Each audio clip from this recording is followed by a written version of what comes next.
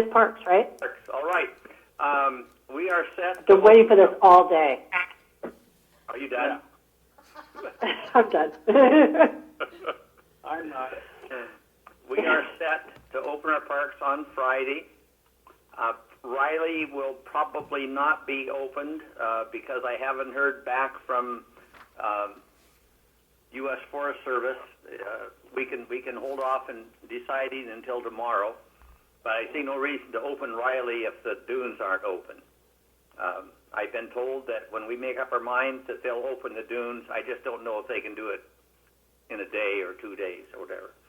So here's what we're going to do. No big changes. County residents, it would be then for Laverne, Powers, Bastendorf, Riley if possible, and we're going to do 10 Mile so people can get on the lake. Be county residents only, by reservation only, with prepayment. Be for RVs and campers only, so we don't have to worry about sanitizing the restrooms. Very we'll have some signage at each park regarding social distancing, and we have checked and we have sufficient masks and gloves for our park staff to wear personal protective, whatever that E stands for. Equipment. Okay. Equipment. We will limit this just to Coos County. Then looking ahead, and that would be for this weekend and next week. Now we've done a customer survey at Riley, and we literally never have anyone from Coos County stay there, and so we're thinking that when we do open the parks for other than county citizens, potentially that would be for Memorial Day weekend. We would, and this we don't need to decide on today, but our thinking is to open it to Lane, Douglas, Josephine, and Curry, in addition to Coos, in order to get enough customers down here to pay for opening Riley. So you might ponder that last that would be kind of the second phase of this. You might ponder that a bit. We don't have to decide today. But in the meantime, we'll be opening Friday, Coos County campers only this weekend through next weekend. You mean RVs? Coos County, well, yeah, RV campers, yeah. Okay, no tents? No tents. Now, on the expansion for the different counties, you said Lane, Douglas, Coos, Curry, Jackson, Josephine? We didn't do Jackson. We just put Josephine in. Oh. Huh, okay. We could do Jackson and just kind of include the whole southwest corner of the state. Yeah, and I what think about... John had heard some. I haven't checked out. John was of the notion that Jackson had quite a large COVID-19 population. I don't know that. I don't know that either. What about eastern Oregon counties that have no cases? Well, we're trying to. The travel criteria is 50 miles, and we have some latitude in that. We've used quite a bit of that latitude just getting to getting to Lane County and Josephine and Jackson. And I think we're out of room to stretch to 50 miles. All right. I didn't know there was a restriction of 50 in there. Yeah. Okay.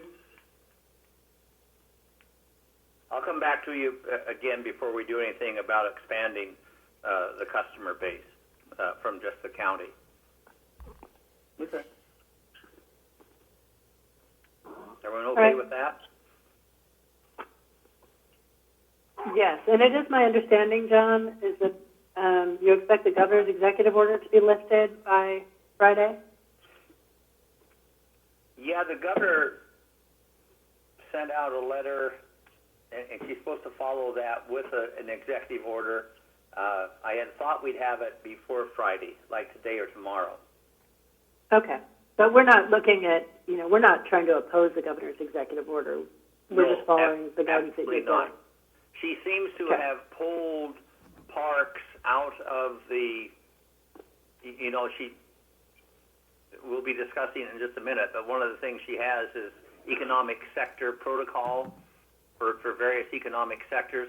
She seems to have pulled parks out of that discussion and given them permission to go ahead with what she has in place or will have in place hopefully tomorrow with an executive order, a revised executive order pertaining to parks and loosening the travel restrictions.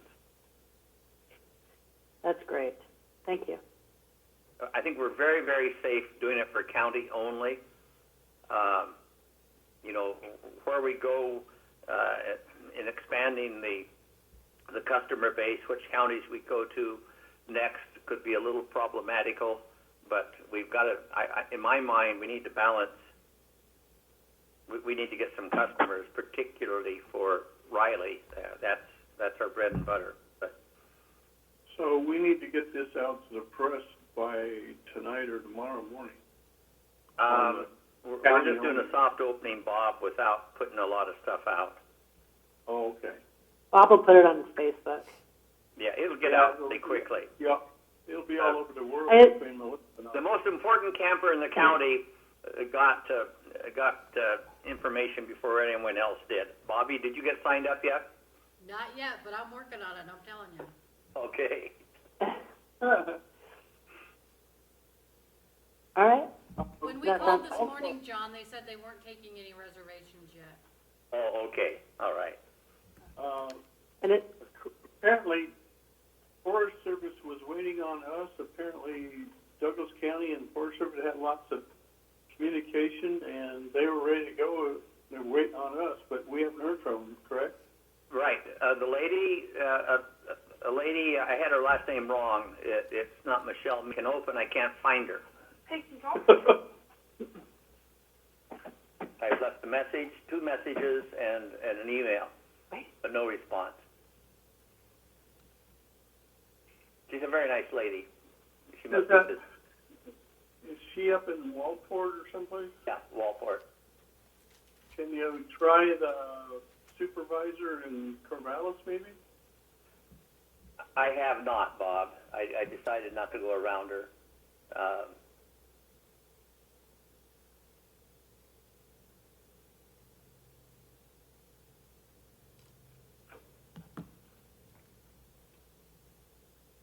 well, I'm fine with the parks plan, and I appreciate the work you've done, John, to coordinate all this. I'll tell you, the people Anybody that who's called me, I've said, they were just Talk to ready and Commissioner raring to Sweet. go was our park staff, and so they're anxious to get going, getting some people there. Good deal. great. I don't think anyone can really complain about what we've done. I don't see any big holes in it. We'll need to get a little more aggressive as we go forward, but I'd rather get a very low-key opening, Coos County customers only, for the next couple of weeks at least. Okay. Enough. I'm done. So if people have questions, should they call the Parks Department, or where's the best spot for them to call? Yeah, they can call Parks. Okay? I mean, And the if phone they number is? want to argue, they can call me. What's the phone number for Parks for people to make their reservation? It starts with 3541, and then 396. And then 396, I'll bet. Yeah? And so far so good. 7755. 775. There you go. Yeah, I told 55. you I called them. Thank you so much, Bobby. You're welcome. It was on the tip of my tongue, Bobby. I think you guys forget that we're part infomercial some days. Call now. All right. All right. But you better go camping this weekend. We opened it just for you, I think. Oh, bless your heart, but I don't think so. Well, hopefully for people out there that didn't have Mother's Day plans, they can now take their mother camping Yes. in their self-contained RV. Yep. Or they can leave their mother at home and the father can take the kids camping. Even better. Give her a bottle All of right. wine. That's right. What do we have next? Next, we have prerequisites for a phased reopening of Oregon, phase 1 reopening. There's prerequisites that have been put out by the governor. Some are regional level and others are county level, and these are things that are supposed to be met by either the individual counties within a region or the region as a whole before phase 1 reopening takes place. Right. I thought So the if we go first through one, these, I thought there were two that were state oriented. One being either stabilization or a decrease in the level of COVID cases. I thought that was a statewide measure. Am I wrong? It doesn't appear to be the case because in declining prevalence of COVID-19, subsection C in that states that the metric applies to counties with more than 5 cases. That's a Okay, county now I remember specific. that. Okay, good. And I don't believe in 5 cases. I don't know whether it counts within institutions or in community. That would make a No. difference. Yesterday on the call with the governor, the staff said they wouldn't count Shutter Creek, so we have 1. 2, don't we? oh my gosh, we have 4. We They're have going to count four. the 2 Shutter Creek staff members, the 1 woman who's a community case, and then the 1 person who was released from Shutter Creek who is in the community. So that gives us 4. I think is the max we would- number. I read that as 2 then, with the 2 guards being part of Shutter Creek.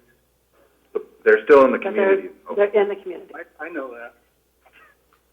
Well, you can read it however you want, but it's less than 5. And I'd like it if we just went through the prerequisite checklist in an orderly manner so we can make sure we hit on everything. Yeah, but we're good. Okay? And so number 1 is declining prevalence of COVID-19. For county, we're not required to do anything if it's less than 5 cases. And I think whether we think it's 0 or 4 or 2, we all agree it's less than 5. Right. Right? Yep. Okay. Minimum testing regimen, that's for the health region. Mm-hmm. So there's nothing specifically for the county to do there. Eric, have you guys, Dr. Gleason, I think I heard you on the call. Yes. No? Yes. Okay. Are we okay with Are you that? guys coordinating for this minimum testing regimen question, or do you know? I know that we're working in conjunction with and Russ Johnson, who's actually in the room, may be able to collaborate. But we've talked with the area hospital regarding certain testing possibilities, as well as we've coordinated or been in contact with North Bend Medical Center. So we have been working on it. I think as this is rolled out, we have yet to have a conversation together regarding this prerequisite as it stands. We don't have a direct impact on testing. Current average weekly testing rate for Lane, Douglas, Coos, Curry County is 10.4 tests per 10,000. So we'll have to triple that.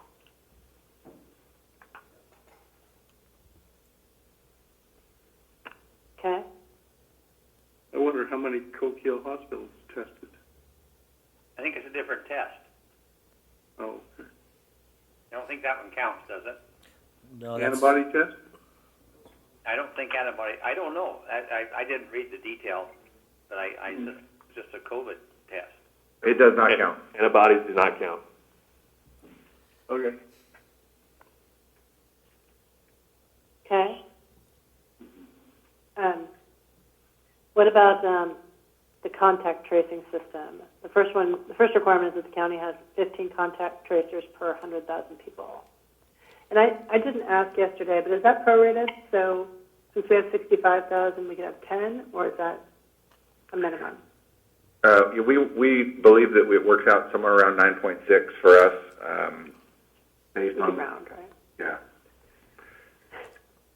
We could, but we've really been working on finding 0.6 of a person. So we are going to get. Somebody missed. Never mind. Yeah.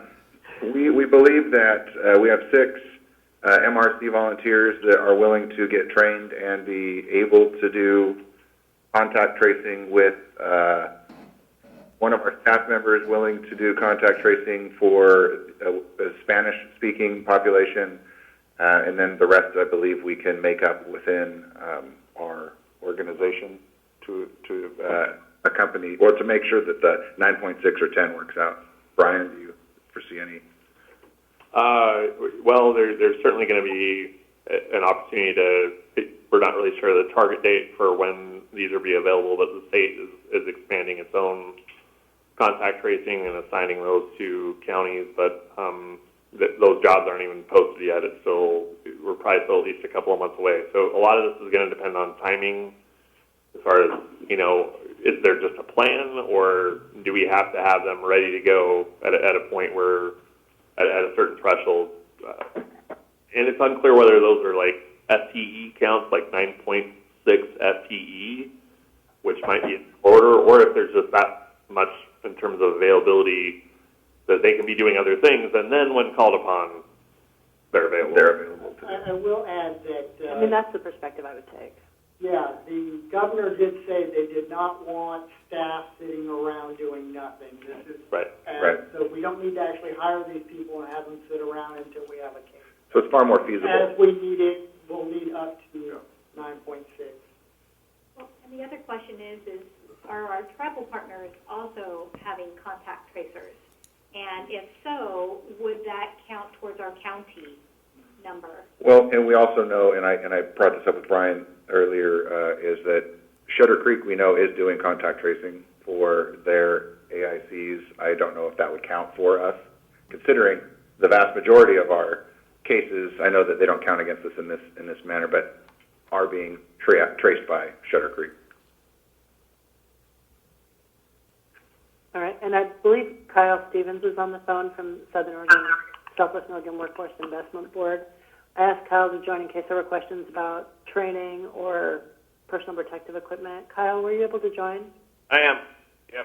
And so, Thanks. as I was telling you earlier, we've been part of that OSA conversation, trying to figure out where we can support it. It sounded like they had 105 at the statewide level. The 9 workforce boards have kind of stepped up and offered. We had $3 million in humanitarian assistance, federal disaster funding that we wanted to use statewide to support contact tracing, but we haven't really found a way to do that yet. So we've had quite a few of these conversations, but we're willing to support in any way possible. We've been working with Douglas County Public Health to see if they could train a program for us if needed. And it sounded like they had the capacity to take on training if we were able to pay for the positions. And then we do still have quite a bit of PPE surplus. I know we received the check from the county yesterday, so thank you. So we've been getting it out to hotels, campgrounds, and everybody else. But we still have masks, KN95, and surgical, and then face shields, gloves, and hand sanitizer. Great. Any other questions for Kyle from the commissioners about the contact tracing or? Well, I'm having a hard time getting my head around where we really are with contact tracing.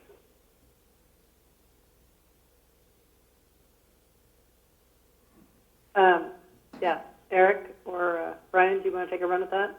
Can you be, which part, Commissioner Sweet? 10, that part. Oh, the where we came up with the number? Well, I know how you got up the number, but how many do we have towards that? That we could be really confident that we could put in a letter and say, day after tomorrow, we're set. We need to. I think we know we have 6 MRC volunteers, and we are putting together what it would look like to scratch up 4 more from the staff. Brian? I don't think anyone is banking on having every single one of those positions filled and available right now. I think most counties are looking toward the assistance they're going to be getting from the state, adding up volunteers. I don't think the state expects us to fill that entire value with just local people. I mean, right this second, today, we essentially have about 4.5 FTE available that has already been available right now. In addition to Out volunteers without anything else. That's what we're working and operating on right now. That is without the 6 volunteers. This is Gabe. I'm just curious. You guys had mentioned that Shutter Creek had done a lot of contact tracing, especially on their population. Is that actual personnel at the prison? And if so, since they're in county, can't we count that towards the 10? Might make it a lot easier.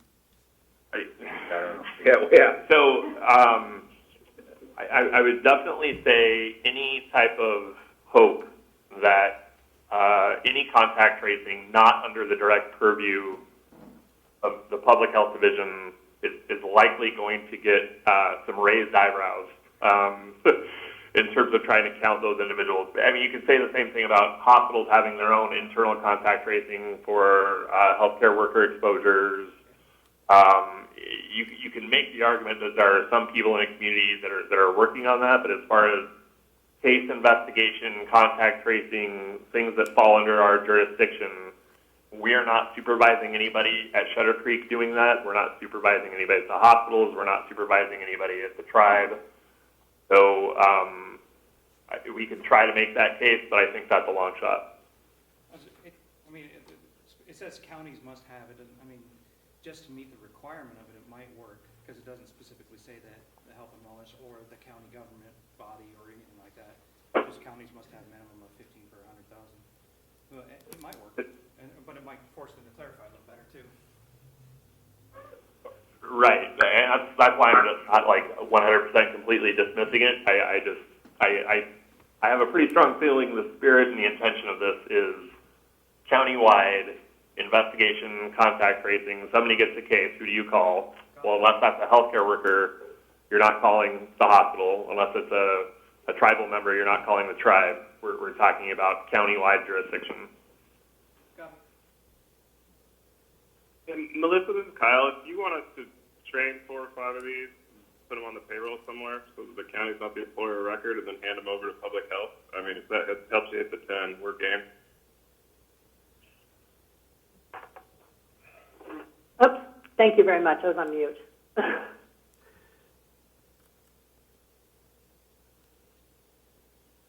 Truth, Health, and Wellness, is that something that would be helpful? I mean, we wouldn't say no to extra people. I think that we will be able to get to that 10 number, and I think playing the long game and doing some of the things that we've looked at just in the last few hours since we spoke this morning, I'm highly optimistic that we will be ready to address this when the situation arises. And I would also add the folks at Douglas Public Health Network are extremely competent in terms of contact tracing and that kind of stuff. So I would be very confident that if they had a lot of input on training, that probably wouldn't require any additional time, at least significant time, to get them up and running for what we're doing here. Okay. So would there be a downside to having someone do some additional training? Because, you know, what I'm hearing from the state is like, I haven't gotten the impression that the state would slap us down for having too many contact tracers. I think they'd be hard pressed, to say that. I don't see a downside to having more than 10 in the eventuality that someone has a problem and can't be available for a certain amount of time, that you have backups in the pipeline. I think that that's just probably good planning. Okay. We can impress them with our preparedness. Right? Absolutely. So, Eric, would you be able to work with Kyle on that? Yes.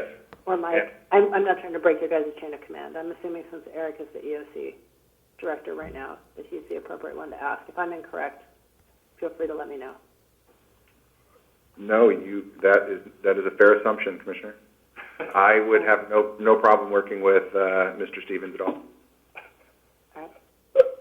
What's our timeline on this? Are we going to try to get a letter out Friday? I would like us to get a letter out Friday unless we run into one of these that we absolutely cannot meet. So, I mean, I think that's the upside to going down this list. If we get to something and we say, well, there's no way that can be done for 2 weeks, then at least we'll know. But otherwise, I believe the goal is to get something submitted as soon as we're ready. So we'll wait input on contact tracing. Sure be nice to have a paragraph that says we can get 10 or more. But. Well, I think we could, from what I've heard from Kyle about the amount of training that's necessary, I think we could easily say we will have 10 or more before phase 1 commences, because we know that it won't start until May 15th. Right. I believe it's, a couple days of training. Yeah, okay, good. Okay. All right. And by letter, you mean emailed up there? Yeah. Okay. I mean, we'll write a letter, we'll sign it, the county public health department Yeah. will sign Has it, to be there the hospital Friday. will sign it. Right. As long as it's okay with everybody, we'll get it all signed, we'll turn it into a PDF document, we'll email it up there. Okay, good. Yeah, because they wanted them all by Friday. Yeah. Yep. Okay, Good. so All right. we're comfortable with that one. What about the next one? We're on to number 4, isolation facilities. Counties have hotel rooms available for those who cannot self-isolate. I think this is Nat, you and I talked about this yesterday. Yes. But you've been looking at potential contracts. We don't actually have to have the hotel rooms locked up, but all we have to have is an option for if this happens. So I guess what I'm wondering here is that, when they say that they're available, are they looking for us to say that we have a contract that says we can use a certain number of rooms if we need them, or do we just need to be reasonably confident that we have enough occupancy in our hotels that we can get them? We have reached out to a number of facilities. We don't have a contract with any of them at this point, but I've shared draft contracts with a number of them and had some discussions about what the price point would be, how much notice we would need to give them, all that kind of stuff. So we're going there, and so I guess that's what I'm wondering. I think a letter from you as to that effect would probably be enough to explain that, you have been in active negotiations with the hotels, they've seen a draft contract, they've expressed a willingness to participate should they be needed. And should that happen, we have the appropriate facilities and opportunities in place. Right. So, and I have had hotels, and I think other people at the public health department have discussion with hotels as well. A number of them are indicating, they don't have a problem with letting us use their facility. Some have indicated that to some level we could use their entire facility if we needed it, but there has been sort of reticence and a sort of foot dragging when it comes to signing an agreement saying they're going to do this, and I don't know why that is. It's probably just they're not used to entering into these kind of agreements, and perhaps there's some sort of concern on their side about the publicity that might come along with a public agreement to potentially be a quarantine facility at their hotel. So, right. So I think we have rooms available, but we don't have a contract saying as much right now. I mean, I can put something in writing to that effect. So. I think that's reasonable. Anybody else? Anybody from Coos Health and Wellness or other commissioners that have heard something different? This is Kathy, and actually my understanding is different about lodging. Homeless Task Force has really been working hard to find lodging, but there does seem to be some reluctance for hotels to accept individuals with COVID-19, and so we've been able to maybe find 4 different rooms, but that would be nowhere near what we're anticipating we might need. And, there's reluctance with housekeeping being willing to come in and clean the room, so we'll have to contract with private cleaners to do that after each individual leaves. We're looking at quite a few $100,000 a month to do this, it's actually a bigger barrier than we've been able to surmount all by ourselves. And so we would be looking to you to maybe help facilitate that. I hear what you're saying, Kathy, but I don't know that the commissioners are going to make a commitment to funding that. I mean, until we would if we had to. But with 4 active cases in the county, so I need you to unpack for me a little more, like why you would need a lot more rooms than that. We're looking at long term, right? If we have an individual who tests positive, they would be in there, for Weeks. right? Weeks. And Right. so, But we've done this before. We've had to quarantine other people for, tuberculosis or something. I mean, we've quarantined other people with infectious diseases by putting them in hotel rooms. Yeah. correct. Right? I mean, if I'm wrong, please correct me. Melissa, this is my understanding is one hotel is offering their rooms, but we have to rent all of them, which is 100 at a time, regardless if we use 1 or 2. And that's where a lot of these big numbers are coming from. They're not necessarily incremental. So, that Have we is, talked to hotels outside of Coos Bay, North Bend? Sorry, I know we don't want to totally go down this path. I think this requires us to commit to a plan, but not necessarily to have contracts in place and people committed to serving this until we need it. And maybe I'm misreading it, but that's what I heard, and that's what I think I'm reading. well, and I want to clarify with regard to the hotels.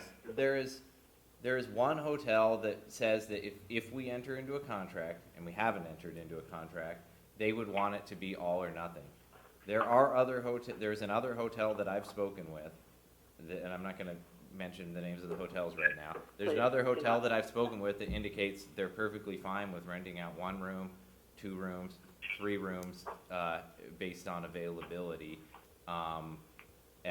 So whether that's enough or not, I can't personally speak to that. I don't know what public health is looking at. I just know that there's various options, and there is one hotel that did take, if we enter a contract, it's all or nothing.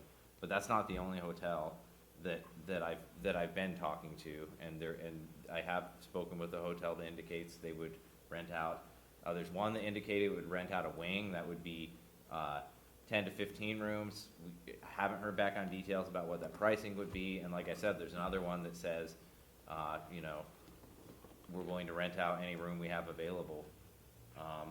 Now, one of the issues is that maybe there isn't a room available in that particular hotel on any particular day. And if we're going to reserve rooms, then we're going to pay money just to reserve those rooms. But there's really no way around that. No one's going to keep rooms empty because we might need them someday without us paying for it. So. Right. But again, I don't think that's what these reopening criteria are asking us to do. I don't think we have to have rooms sitting empty, waiting. I mean, that wouldn't make any sense. Oh, Lake no, County has yeah, rooms I'm sitting not saying we need rooms sitting empty waiting. I'm just saying that I'm just describing what the situation is with the hotels. Right. No, I appreciate that. Thank you.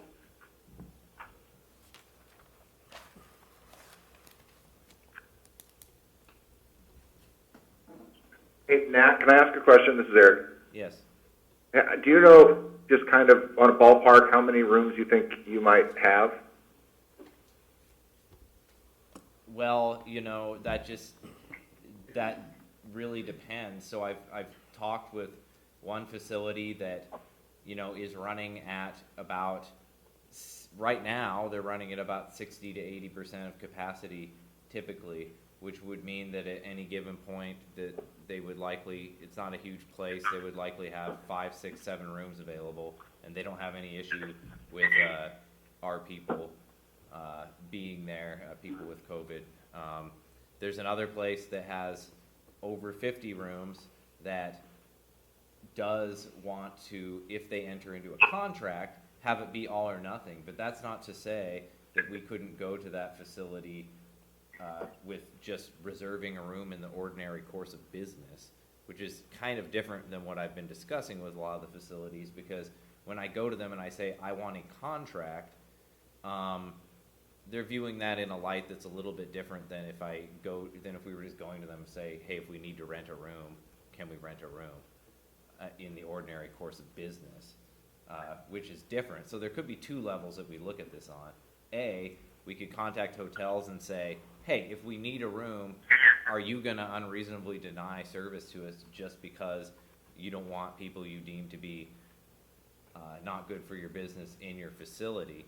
And then option B, or we could do both of these things, and B is what I've been doing, which is going to the facilities and saying, I want a contract saying how many rooms we can get when we need them.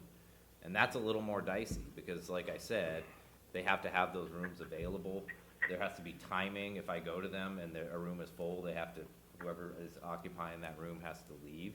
So, like I said, one facility saying they usually have 4, 5, 6 rooms available at any given time, and they're happy to rent them out to us. Another facility saying they could make available 10 to 15 rooms in a wing if we need them. And then there's the third facility that says it's all or nothing, and you can have up to 50 some rooms, but they want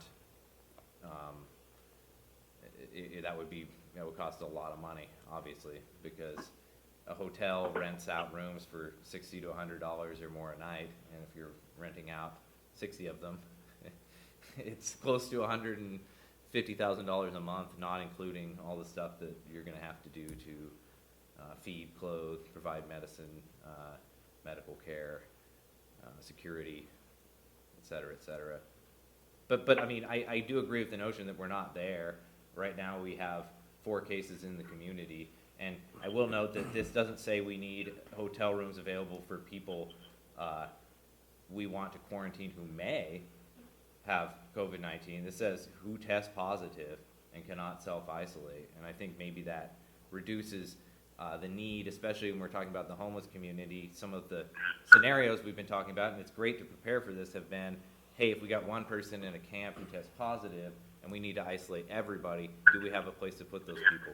We need to work on that, but I think that's a little different than what this is asking for. Because this is asking for, do we have availability for those who test positive? So in essence, we have options for onesies and twosies up to multiples of, or up to 50 or 60, right? Onesies and twosies? I guess I don't Now, know. if, a case here and there. I call you back on another call. I'm not sure that that's what I'm saying. I'm saying that I've talked to one facility in the terms of entering into a contract with them that indicated at any time they'd be willing to rent out any rooms they have available. I haven't been approaching the facilities and talking to them, and maybe someone on the homeless action committee, I'm sorry, I don't recall what it's called. Task force. Task force Homeless have task been, force. but I haven't been approaching them just in the context of, hey, what's your general availability, and will you take these people on a case-by-case basis, which is different and maybe easier to get people to say, yeah, we'll do that, than entering into a room block rental agreement, which is what I've been proposing to these facilities, which is a contract that says they're going to make rooms available on a certain basis under certain terms. It's not something that they deal with very ordinarily, I don't think. Yeah. And Nat, this is Yeah. Eric again. Do we have to require FEMA pre-approval for funding for this in the event that we were going to go through with it? In the event that we were going to what? To actually pay for the rooms. I don't know. I don't know how we're going to pay for the rooms. That's one of the big issues. The agreements I've been proposing, or not proposing, but just bouncing off these people to see if they'd be willing to sign them, don't put us on the hook immediately for anything. But as far as if we were to trigger those agreements and put people in hotel rooms, it's an open question to me how we're going to fund that. I don't know. I know that FEMA might pay for 75%, but I don't know where the other 25% comes from.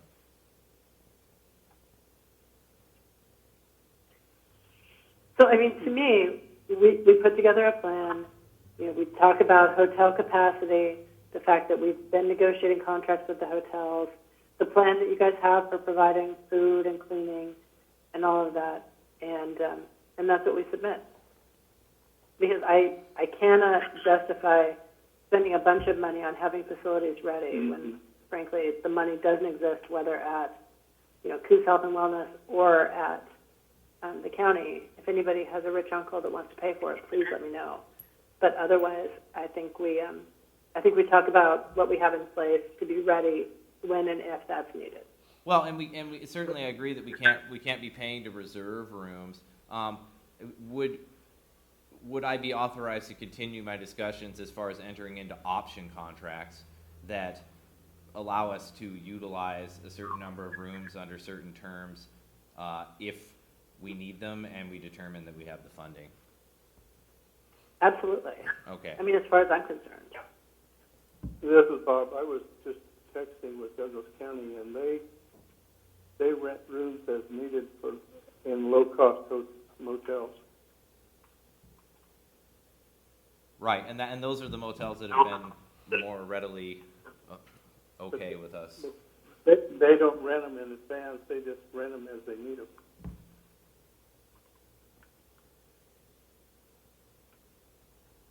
It would be nice, though, if at least we had the contract in place, so we had a price, you know, locked in, and if it had to happen, it could happen.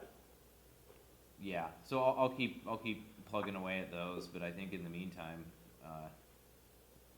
we can certainly submit what we have and what we've been doing, and go from there. Okay. And is that something that Coos Health and Wellness can write up? Or Nat? I mean, who's the appropriate person to be in charge of this section? So I can help, but I can tell you that my involvement has only really been in the last couple weeks when, you know, I was contacted by some folks over there who really wanted to push forward on as far as getting a contract. So I don't have my finger on the pulse of any of the stuff that's happening with regard to what the plan is for anything other than just that, trying to get contracts with the hotels.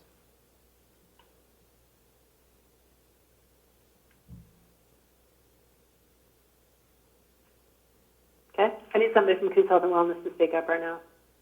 I know from the homeless task force piece, Alyssa can probably formulate something from that side as to the conversations that they've had, and then we can work If she with... can put the budget together of the work that they've done, I think Right. that would be... Sorry, keep going. With that is the funding piece, and there is no guaranteed funding from anyone. Agreed, which is why I don't think we should be expending funds on it until, Right. you know, we have a case that we need to expend funds on. Melissa, this is Kathy. From the contact tracing side, we won't be meeting with Oregon Health Authority until Monday to have another discussion because they're currently still in draft, and so there's potential for more information and more specifics on Monday. About, Contact tracing? yeah, what about contact tracing, though? Specific details As about far what as is required. OHA's involvement in... So are these details that you're saying we need to complete Section 3? Because I can tell you, the energy I'm hearing today is towards getting something in on Friday. But the question is that we still don't know for certain is what are those expectations? Are they 9.6 full-time FTE? Are they 9.6 people who are trained that we could pull in for a surge? There's still some details that, you know, we've got some ideas on how we would proceed, but we have not pinned anything down yet. Right, and I don't know that we're going to get the perfect details. I think we do the best we can and we get this in. And another commissioner can happily correct me if I'm way off base on this. Well, we can probably revise moving forward, as in, here's our initial plan. They say you need X and Y, and then we come back a week later with those details. So, you know, kind of collaborate on making it better if we need to. Yeah, I think I agree, and if they come back and say we need more of something, then obviously we can make that correction. John, sorry, I think I interrupted you. Oh, I was just going to say the same thing. Let's get something in, and you know, we may have to, we may adjust on our own. Probably will before this is all over, or they may tell us that you got to do better than this, and then we'll do better. But sounds like we've got ways of making sure. You know, we got people to do tracing. We got ability to train more. We have hotels that are willing to take people that need to that can't self-isolate. I don't see any argument with any of that. Okay. So I think we ought to go ahead and try to get it in, and then if I'm just agreeing with you, Melissa, and adjust later if necessary. Thanks, John. Commissioner Maine, are you on the same page? I am. I had to get off mute. Yes, I am. Okay. I think we're good. I know other counties have put together draft plans. They've had their draft plans done for a week. We all have the same amount of information. We're happy. You know, I'm happy to make sure that we're coordinating with draft plans. But yeah, I think we're all in the same boat with how much information we've got, and we just need to move forward. So it looks like the finalized sector. Go ahead. I think we're good, and just submit and see if they can always kick it back to us. Mm-hmm. Melissa, do you have any of those draft plans you can forward to me? I can send you. Yes. I'm just. I was going to say hundreds, but that wouldn't be true. Maybe 35 at the most. Yeah, that's. At the If you most. go too far above 35, I'd be a little suspect. 100 counties have beat us out to this, so. But a lot of other counties have got their plans together, and that includes smaller counties. I've seen the one from Baker County and Crook, Klamath, Douglas, Jackson. So there will be information there that we can use too, or maybe they're all wrong. We'll find out. That's consoling. I like it when exactly. other people are wrong too. You are no help right now. So Section 5 is finalized sector guidelines. That's an Oregon Health Authority one. 6 is sufficient healthcare capacity. The signature of the hospitals I know is required. I don't know if we can just have one hospital sign or if we want to have all of the hospitals sign in Coos County. I would assume we probably want to have at least Bay Area sign. Anyone have thoughts or opinions on this one? I had to go up mute. Probably all 4 of them. Umpqua, Oak Hill, Bandon, area, and see what happens. All 4?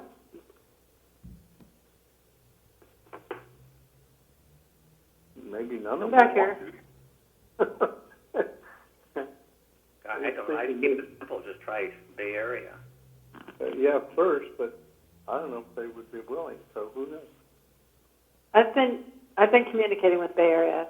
They're aware of what we're doing, and I've told them that we want to work together as we work on this Phase 1 reopening plan.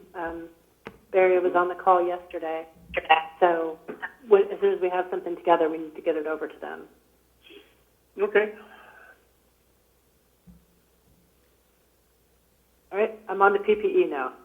Sufficient PPE supply. Hospitals have sufficient amount.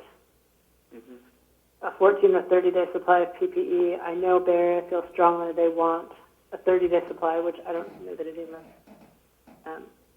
think is a bad idea. Yeah. Sufficient PPE for first responders. And that's it. So who wants to weigh in on the PPE requirement?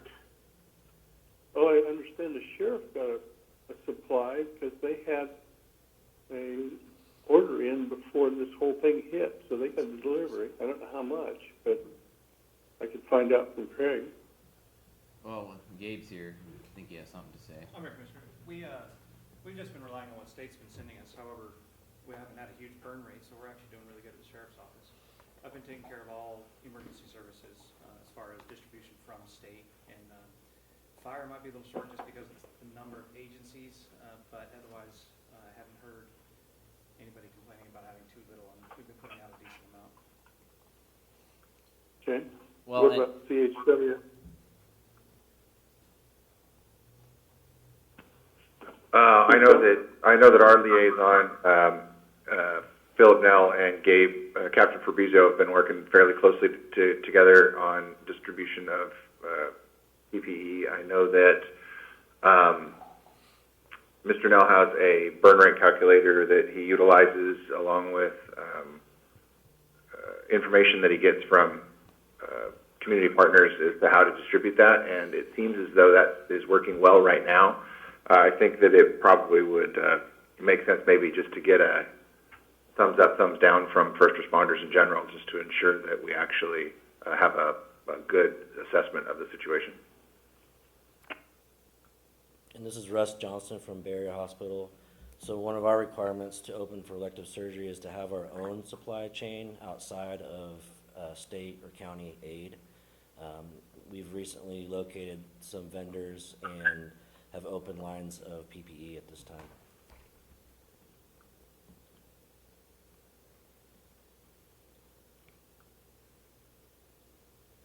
I'm sorry, Russ, I was having a hard time hearing you. Can you repeat like your last sentence? So Bay Area Hospital has open lines of PPE currently that we didn't have just weeks ago. So the state provided us Okay. a list, and it's working at this time. So do you have 30 days of PPE right now? We're very close to that. We will, in a matter of, it could even be days when shipments arrive. Okay. So I have, That's very helpful, thank you. Is Kyle still there? Yes, I am. Go ahead. Did you have a question for him?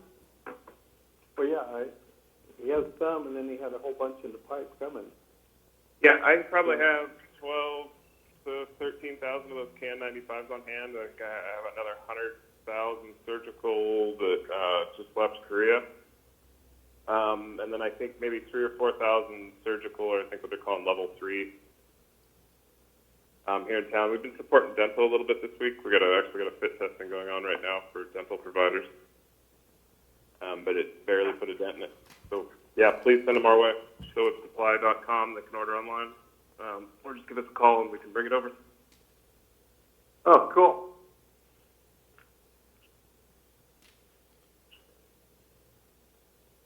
Okay, just want to so, mention one thing with regard to PPE supply. 7B, counties must attest to sufficient PPE supply for first responders. That's the county level requirement. That's been interpreted as sort of meaning that the county's governing body, you, the Board of Commissioners, will have to, you know, I have an example of a draft resolution from Lane County where they basically say, this is our attestation that we have a good faith belief that first responders have sufficient PPE. So just calling attention to the fact that, you know, when we submit this plan, that is something that the board is saying in good faith, we think that we have enough PPE for first responders. First responders isn't defined, but I think we can reasonably determine what that is. So, you know, just calling attention to, I think that I would suggest some coordination with talking to different agencies throughout the county. Gabe's nodding approval on that, just to make sure that they have what they need, and they'd be willing to say, yes, we do have enough. Okay.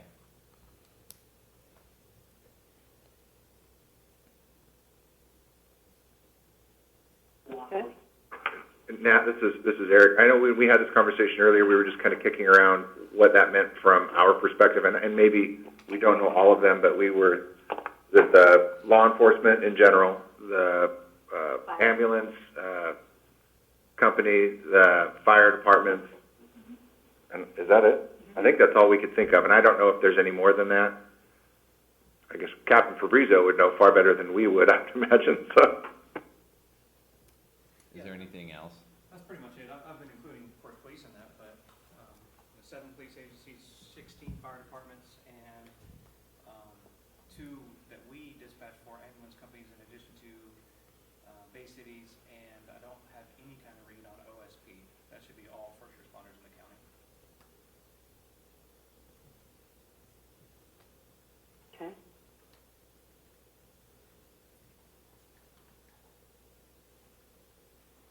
All right, so I suppose I'll quickly go through what I've got in my notes. It is that Kyle is going to work with Eric on coordinating some training for contact tracers or figure out what we can do to increase the number of contact tracers. And Nat and Alyssa Bruce are going to work on the information needed for Section 4, which is the isolation facilities. We are going to reach out to the hospital regarding Section 6, which is sufficient healthcare capacity and sufficient PPE supply. And I'm going to send Nat the county plans that I have. Correct? Correct. Anything else that I'm missing? I'll send out an email to all the first responders asking if they have sufficient PPE to reopen. Get a response. Excellent, thank you. Including OSP.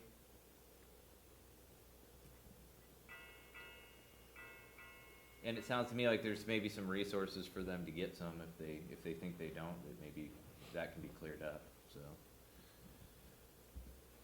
Yeah. It did sound like the governor was planning on sending some CARES Act funding out to the counties during yesterday's discussion. I don't think it was clear how much or in what the formula was that was going to be used. She made a comment about in Washington, the counties have had to pay for the PPE they've received from the state. So whether the PPE you've received is going to be subtracted from whatever money is received, I suppose is still an open question. But there is a potential some funding there that could potentially be used to pay for isolation facilities. Although, of course, we would prefer to spend it on salaries and on costs that have already accrued dealing with this COVID outbreak, as I'm sure would everyone on this call. Yeah, it sounded to me like they had about $200 million left over that they hadn't figured out how to spend themselves. We can figure out how to spend So it. cynical of you, Commissioner Sweet. You started it. Can I have 3.7? All right. Anything else on this topic? I believe, unless I'm corrected, the goal is still to get this out the door on Friday. Somebody tell me if I'm wrong. I think that's important, and I thank you for your efforts in bringing this together. No, thanks to everybody on the call today. We're all going to have to work together if this is going to happen. So, all right. Nat, next agenda item. Do we have something else that involves Coos Health and Wellness so they don't have to stay on the call with us all day if they don't want to? I don't think so. We have number 4, which is Friday Roundtable. Honestly, I'm not entirely sure what that is, so I bring that up as potentially involving them. So that was the one we talked about at the board meeting about using our GoToMeeting to do a roundtable of just our legislators and the commissioners and possibly like CCD and SCDC to talk about, resources and that kind of thing, just something to get out to the community more. I'm always surprised at the difficulty that people are having getting good information. I had thought about including a couple of people from Coos Health and Wellness if they wanted to be involved. I think, if we do think okay, so we've made a commitment to have this planned on Friday. Perhaps we could talk about phase 1 reopening and what that means during that roundtable on Friday. So if somebody from Coos Health and Wellness would like to join us, that would be great. My plan is to use our GoToMeeting link to do that. I have gotten commitments from everyone except for Senator Hurd, and it looks like our time is 11 a.m. on Friday. So for the commissioners, we would do that in lieu of our Board of Commissioners meeting, because I would think we would be topped out by then. Melissa, I had a call from the city manager at Middle Point asking what the county was doing, and I told him about the possibility of this happening on Friday, and then I get back to him with details. Are cities welcome to attend? I think, yeah, I think we'll have two links. One is presenters and one is attendees. Mm-hmm. It's a good question. Initially, during the discussion, I thought we would include the cities too. Happy to send them all an invite, unless you guys don't want the cities on there. It's already going to be a lot of people. Eric, you managed, 7 people on last night's Zoom call? How was that? We had 11 last night. Did you have 11? Okay. We did. I don't want to be undersold here. That was pretty amazing. It was pretty amazing. Yeah, good job, Barry. Thank you. Yeah. We had 9 screens that were up on the YouTube link. 2 other were just call-ins that were just kind of there for listening from, I think, maybe Senator Roblins or Representative McEwen's offices. But yeah, it went fairly well. I think that these systems have the capacity to do some pretty amazing things, and to leverage the technology to do the things we can with it. It's been pretty fun.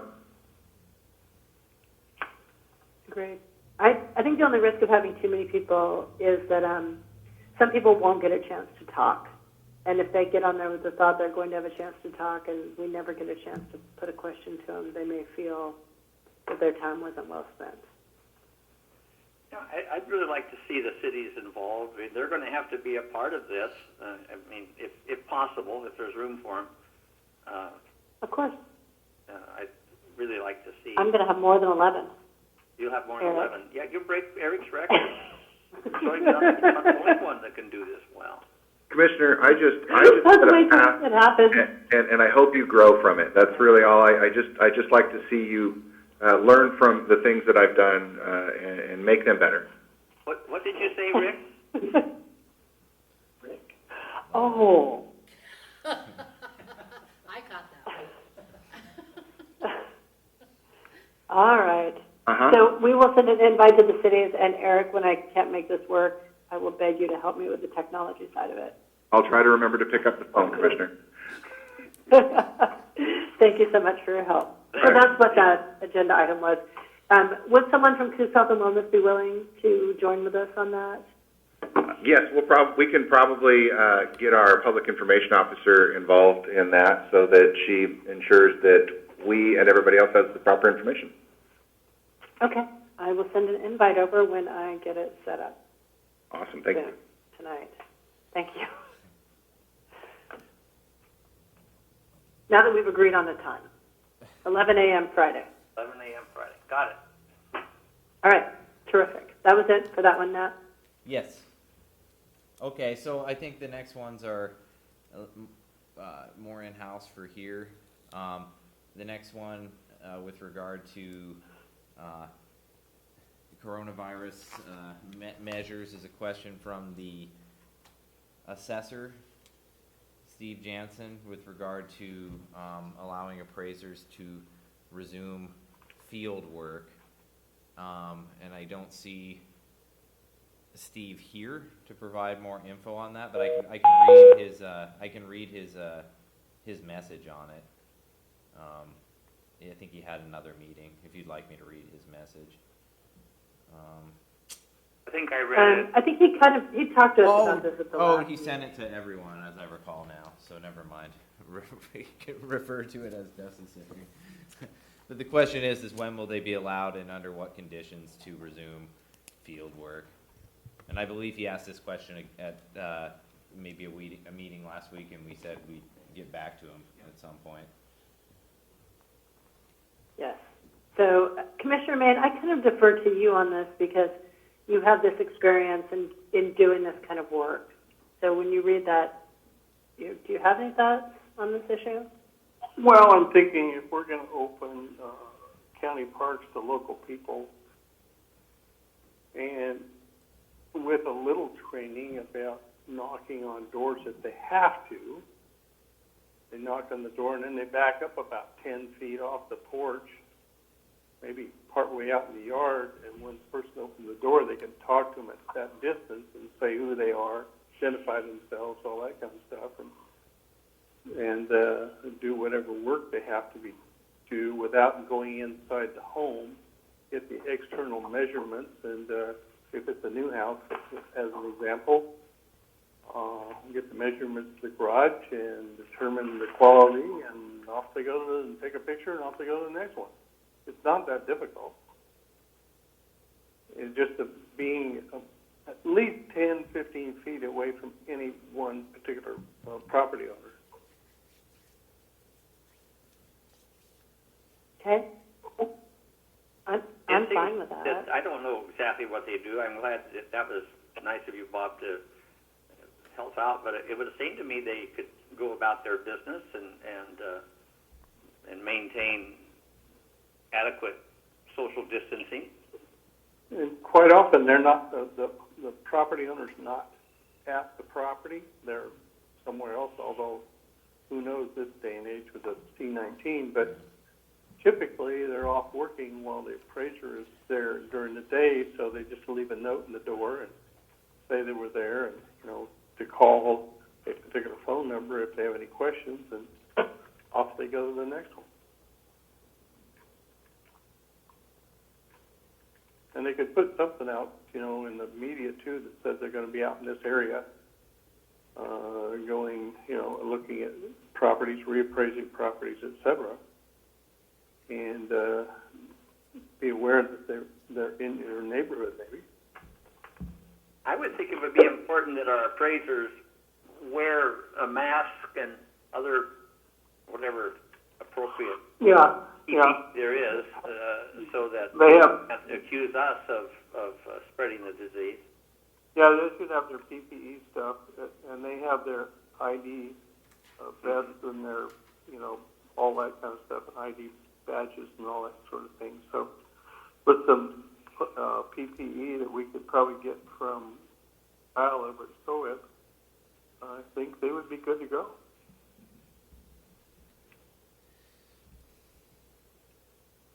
They would also need a supply of hand sanitizer in the car, just in case they came in contact with something inadvertently, which they can also get from Sawyer at cost. It's like a walking SOIB advertisement. Go to sowib.org or whatever it is. Darn right. Secure yours today. Who's back? 990 who's back? I'll let Kyle know you're his best spokesman. So with regard to Steve's question, I don't necessarily recall that we adopted a policy or specific policy that would preclude his people from to a car going out and doing what it is they do. So I think it's probably sufficient to communicate to him basically these guidelines: hand sanitizer, PPE, maintain your distancing, and you're good to go. And one to a car. I would think more than just the standard 6 foot. I'm talking like 10, 12, 15 feet. They have a little more comfort there, distance-wise. Yeah, when people are 6 feet away, they have a tendency to misjudge that and end up being quite a bit closer. And I don't particularly care that much, but if we're talking about members of the public out there, there's going to be people who are going to complain. Yeah, so 15, 20 feet I think is better. Get him a megaphone. I'm writing that down. Okay. We could get them a megaphone? Yeah. Yeah, we get them from Gabe. They're electric. They could have like a walking stick and they could knock on the door with that. Oh, dear Lord. All right. Okay, all right. I thought that was a good idea, honestly. So given those conditions, we think field appraisals can resume. I think it's just fine. Okay. Given those conditions. I would think so. We got to get back to work eventually anyway. It's just kind of, taking the first step is probably the most difficult. Yeah. Okay. All right, so the next item, and I want to sort of preface this and mention why we have it, because it's kind of a little bit of a convoluted story. So we have something called, as you probably know, the Community Service Fee, IGA, which talks about how to divvy up any money that we were to get under the Enterprise Zone Agreement with the Jordan Cove Energy Partnership. We approved this IGA on September 3rd, 2019. Subsequently, a bunch of other jurisdictions approved it, and they approved it with a resolution. And a resolution isn't a requirement of us entering into this IGA, but since everyone else did it, the zone manager, basically would prefer that we had a resolution as well, is what I understand from that. So I put together a resolution which essentially just says, we approved this on September 3rd. This resolution formally documents that, and that's about it. And it's resolution 2005-082L.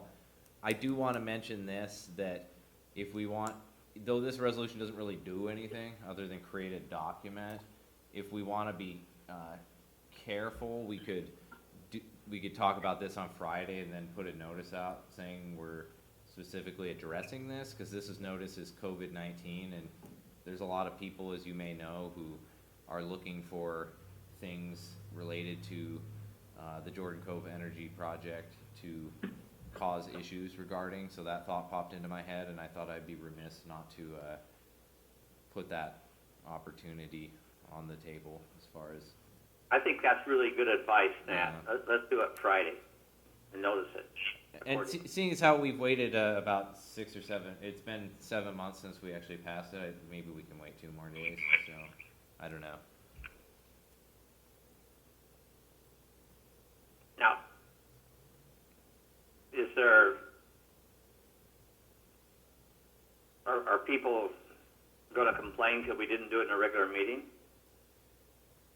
I think maybe, but I think that if we put out a notice that says specifically we're considering this resolution and it's memorializing the decision that we already made, I think they're going to have trouble. I think anyone would have trouble bringing a legitimate complaint because we already approved this agreement.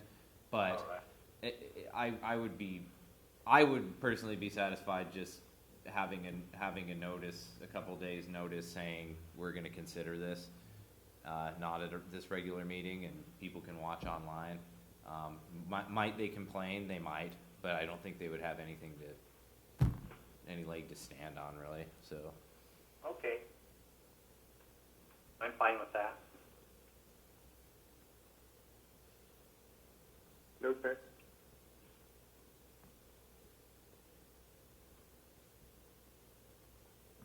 Madam Chair? Sorry, I was on mute. Yeah, I'm fine with it too. So what time do we want to meet on Friday?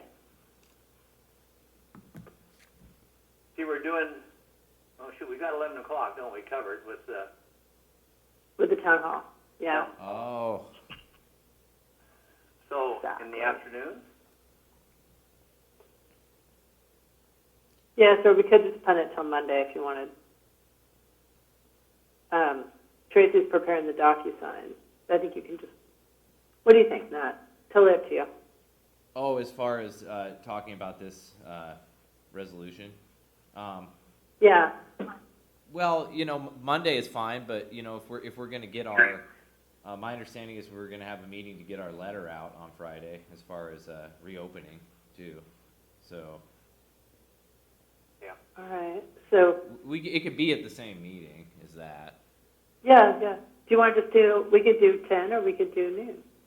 Probably noon. Noon? As soon as brown table's over? Yeah. Yeah, it works. Are you guys okay with that? Yeah. Sounds good. Give us more time to try to finish up our reopening plan. Try to see an extra hour. There you go. All right. And I don't have anything else, so unless there's some other coronavirus topic. Well, just a minute. I just changed my mind. I don't know if I like the CEP agreement anymore. Oh, Oh, my goodness. you can't do that, John. Okay. I don't want that committee to have to meet again.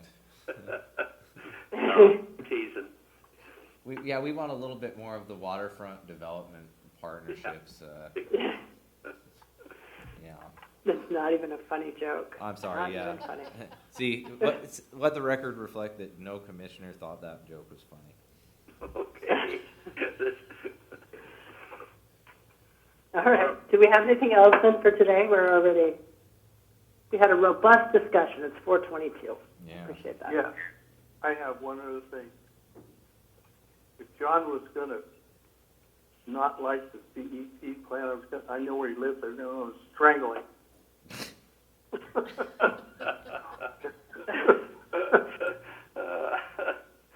Okay. There you go. I know every bit about that house because I appraised it one time for the VA. You did? Yep, many years ago. He knows all the weak doors and Yeah. the window entry. Had a bad past. I hope he doesn't know too much about it. Bad things happen in this house. Before I got On that note, we should probably go ahead and adjourn. I think so Fair too. enough. All right. Bye. Bye.